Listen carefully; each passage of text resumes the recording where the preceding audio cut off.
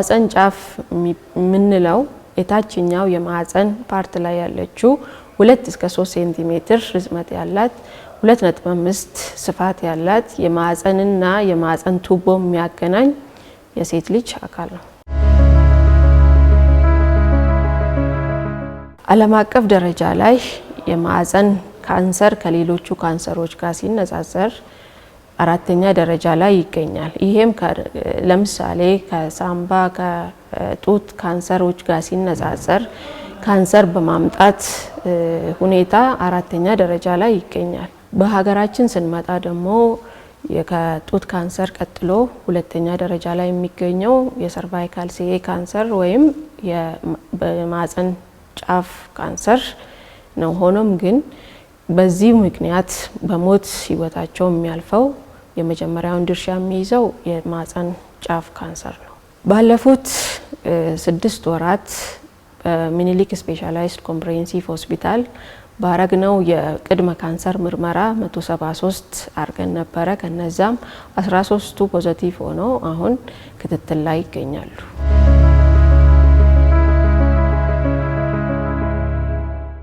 መጀመሪያ በቫይረሱ መጠቃት ነው። ይሄ ቫይረስ ሁማን ፓፒሎማ ቫይረስ ይባላል። ከሰው ወደ ሰው የሚተላለፍበት በግብረ ስጋ ግንኙነት ሲሆን ይሄ መጀመሪያ ቫይረሱ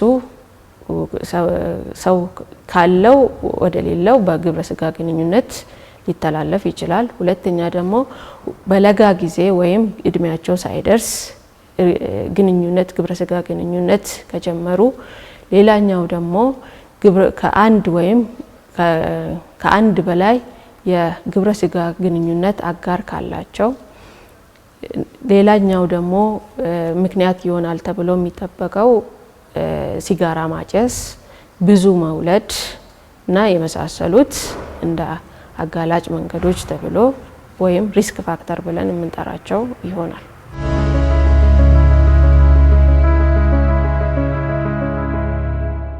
ምንም አይነት ምልክቶች ላይ አናይ እንችላለን።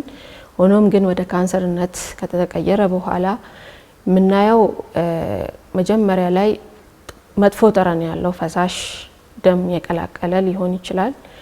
ከግብረ ስጋ ግንኙነት በኋላ ደም ልናይ እንችላለን ወይ ህመም ሊኖረው ይችላል። ሶስተኛ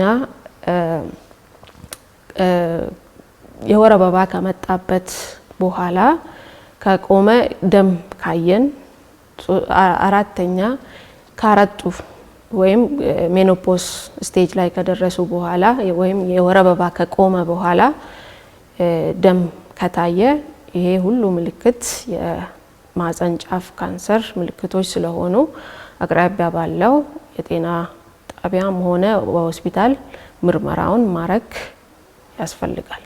የማህፀን ጫፍ ካንሰር ከሌላው ካንሰር የሚለየው አንደኛ በግብረ ስጋ ግንኙነት በመተላለፉ፣ ሁለተኛ ደግሞ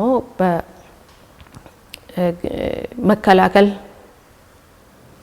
መቻላችን፣ ሶስተኛ ቫይረሱ ራሱ ከተከሰተ በኋላ ወደ ካንሰር የሚቀየረው ረጅም ዓመት ስለሆነ ቅድመ ካንሰር ሕክምና እንድናረግ ጊዜ ስለሚሰጠን ቅድመ ካንሰር ሕክምና መደረጉ፣ ሶስተኛ ከሌሎቹ ካንሰሮች መንስኤው መታወቁ።